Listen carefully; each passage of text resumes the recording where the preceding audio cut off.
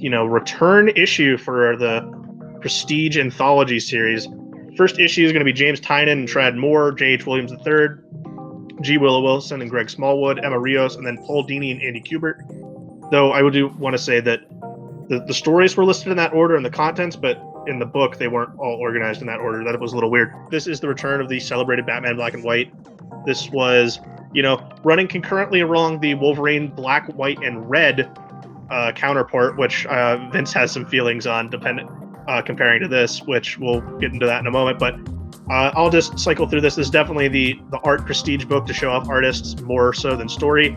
Tradd Moore's art is insanely energetic and flowing here, even without the color, which is kind of amazing, since I felt that a lot of what made Silver Surfer Black great was the color that was added into his interiors as well, but it's still equally, if not more, amazing here. And I do have to say his Batman reminds me of a mix between Paul Pope and Tim Sale, if that makes any sense. J.H. Williams III with the crazy double-page splashes playing homage to 80 years of Batman history. It's like 3 in a row, and they're all connecting. The story connects kind of to the pandemic that's going on, and Batman wanting to help frontline workers and putting on a mask. That was pretty good. Paul Dini brings a flat line, like the flat line fine from him to me, with Andy Kubert. Kubert gets the doll Ninja Man Bats, and that's cool. That's from his work on Morrison's Batman Son. And then interesting to note that Andy has done interiors for this, while obviously Brother Adam's doing interiors for the Wolverine counterpart to this. Then the G. Willow Wilson and Greg Smallwood story was probably my favorite. Smallwood's Batman hits my perfect kind of Batman look for me personally. He's not armored up. It looks like it's a cloth costume. Kind of like, think Matt Wagner, think Bruce Timm. That's kind of the Batman style that I like to go for. I'll throw Rick Burchett in there too. Emma Rios' pencils were also very good, but once again, story meh. You only get 8 pages, so you're going to be showcasing the art more than the story. But this is really, really good. Really, really good. Yeah, I think this totally annihilates that Wolverine copycat. It just absolutely murders it. It's kind of embarrassing that they're even coming out at the same time.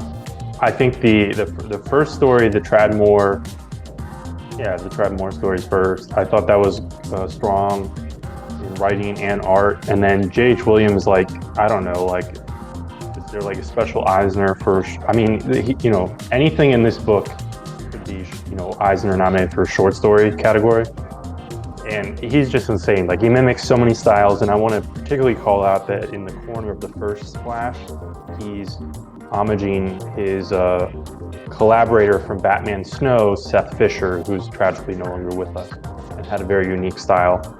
I love in the Kubert story where you see the actual ink, you see the unevenness of it. So in some areas, it's very solid and dark, and in some areas, the wash of the ink isn't, it's a little bit lighter. And I imagine, in some books, some editor or production staffer would feel the need to even that out or something like that. I think Wilson and Smallwood, that's almost the one that you'd expect the least in here. It was the least experimental in the art, but I thought that was the best on the story side. And I agree. I think Smallwood's Batman is really good. I think, especially based on the story that was told, you kind of get a mix of a little bit of David Mazzucchelli vibes, but also the way you were talking about the cloth mask and everything. I feel like you can almost see a bit of, I got Adam West vibes, especially the way he does the cowl and specifically, the nose thing.